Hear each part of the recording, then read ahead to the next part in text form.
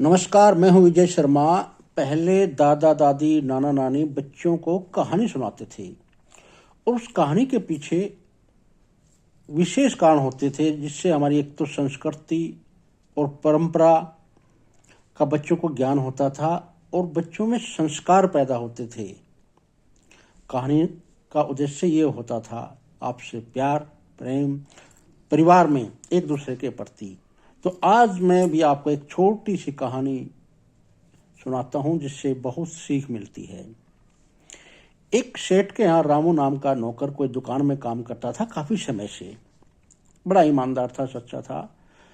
तो वह रामू सेठ को बिना बताए 2 दिन दुकान पर नहीं आया, जिससे सेठ जी को ये लगा कि रामू कि 6 महीने पहले तो मैंने तनख्वाह बढ़ाई थी और ये तनख्वाह भी बढ़ाना चाहता है कि वो तनख्वाह बढ़ जाए। मन ही मन सेठ ऐसा सोच रहा था। लेकिन ईमानदार रामू के बारे में जो भी उसने फैसला मन में लिया और उस पगार का समय आया तो सेठ जी ने 200 रुपये बढ़ा करके रामू को दे दिए। रामू ने गिनती की और पैसे नॉर्मली जेब में डाल लिए। फिर कुछ समय बाद रामू 3 दिन फिर दुकान पर नहीं आया, वो भी सेठ जी को बिना बताए।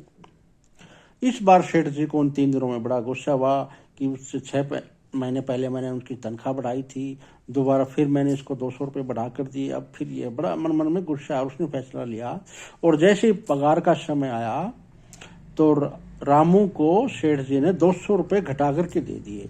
उस पर रामू ने गिनती किया, नॉर्मली जेब में डाल लिए। तो सेठ जी कुछ सोचने लग गए कि मैंने पिछली पगार में जो भी था 200 रुपये बढ़ा कर दिए, तो भी रामू ने कोई शुक्रिया नहीं किया, धन्यवाद नहीं किया, और अब मैंने घटा करके दिए तो कोई शिकायत भी नहीं कर रहा।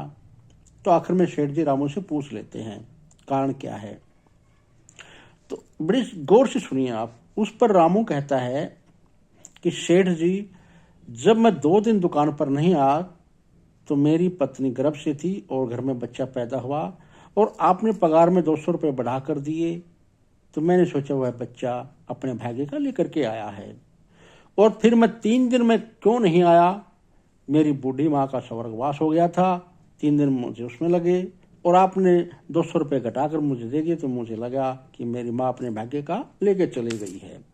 तो इस कहानी से हमें ये सीख मिलती है कि परिवार के अंदर कोई 2 भाई होते हैं या 4-5 जो भी अधिक होते हैं, तो सब अपना अपना का भाग्य होता है। एक ज़्यादा कमाता है, एक कम कमाता है, बराबर कोई नहीं कमाता।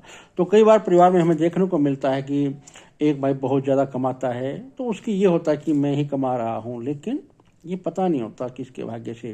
कई बार हमारे घर में कोई साधन आ जाता है, निर्जीव चीज़ आ जाती है, कोई बाइक आ गई, कोई कार आ गई, या कुछ भी हम सामान खरीद लेते हैं तो ऐसा लगता है जैसे इसके आने से हमारे घर में बहुत बढ़ोतरी हुई है। कोई घर में बच्चा पैदा हो जाता है, लड़का हो या लड़की हो, तो ऐसा लगता है इसके पैदा होने से हाँ हमने बहुत उन्नति की है।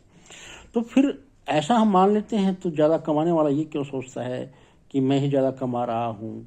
सब अपना अपना भाग्य है। और यही कारण था कि पहले एक ही छत के नीचे बहुत बड़े बड़े परिवार रहते थे, लेकिन आज कमाने वाले को अहम हो जाता है, छोटा सा परिवार बन जाता है और अलग अलग छत हो जाती हैं।